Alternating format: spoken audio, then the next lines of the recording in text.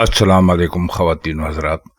आज की महफ़िल में हम आपके लिए जो अल्फाज लेकर आए हैं उनमें से पहला लफ्ज़ है अखलाक। अखलाक बिल्कुल दुरुस्त है। अगर आप इसको अलिफ के ऊपर ज़बर के साथ लिखें, इसको अक्सर लोग इखलाक बोलते हैं, यानी वो अलिफ के नीचे ज़ेर लगाकर इसको बोलते हैं, तो इस तरह ये गलत हो जाता है। दुरुस्त लफ्ज़ अखलाक है, इखलाक नहीं है। दूसरा लफ्ज़ है उखुवत।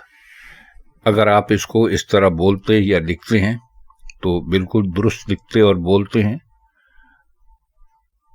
लोग इसको अखुवत बोलते हैं, यानी वो अलिफ के ऊपर ज़बर लगा देते हैं, जिससे ये लफ्ज़ गलत हो जाता है।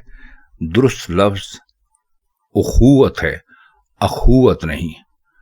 तो अब आइंदा आप जब इसको लिखें या बोलें तो अखुवत ना लिखें बल्कि उखुवत लिखें, यानी अलिफ के ऊपर पेश डालकर लिखें, तो ये उखुवत होगा, यानी बिल्कुल दुरुस्त हो जाएगा। आइए अगला लफ्ज़ देखते हैं। इसको भी काफ़ी गलत बोला जाता है। दुरुस्त लफ्ज़ है इरसाल, यानी कोई चीज़ कहीं पर भेजना। इसको गलत बोलते और लिखते हुए लोग अरसाल इस्तेमाल करते हैं, यानी वो अलिफ के ऊपर ज़बर डाल देते हैं, जिससे कि ये गलत हो जाता है। दुरुस्त लफ्ज़ है इरसाल, अरसाल नहीं बल्कि इरसाल। एक और लफ्ज़ देखिए, दुरुस्त लफ्ज़ है इज़ार बंद। इसको अक्सर हमने लोगों को सुना है कि वो अज़ार बंद लिखते हैं। इसके अलिफ के ऊपर ज़बर नहीं है बल्कि अलिफ के नीचे ज़ेर है, जो इसको इज़ार बंद बनाता है, तो इसको इज़ार बंद कहते हैं।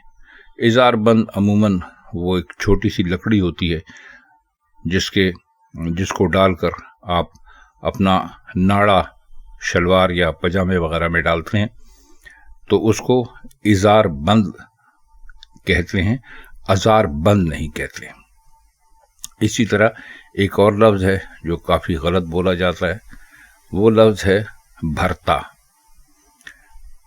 ये भरता है, भुरता नहीं है। लोग इसको भुरता बोलते हैं, यानी बे के ऊपर या भे के ऊपर वो पेश लगा देते हैं, जिससे ये भुरता बन जाता है।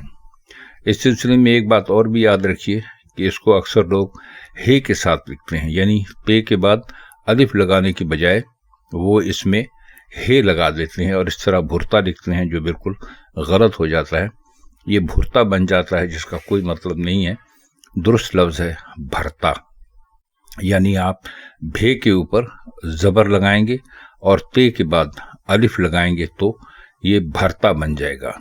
तो याद रखिए, दुरुस्त लफ्ज़ भरता है, भुरता नहीं।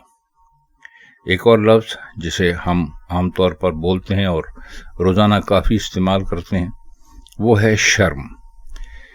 इसे आप लोगों को शर्म कहते हुए बोलते सुनेंगे, जो कि बिल्कुल गलत है।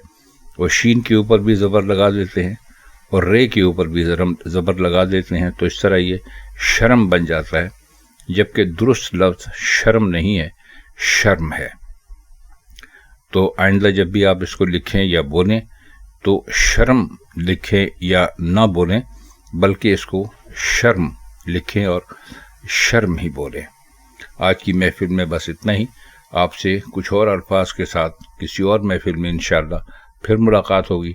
तब तक के लिए हम चाहते हैं आपसे इजाज़त। खुदा हाफ़िज़।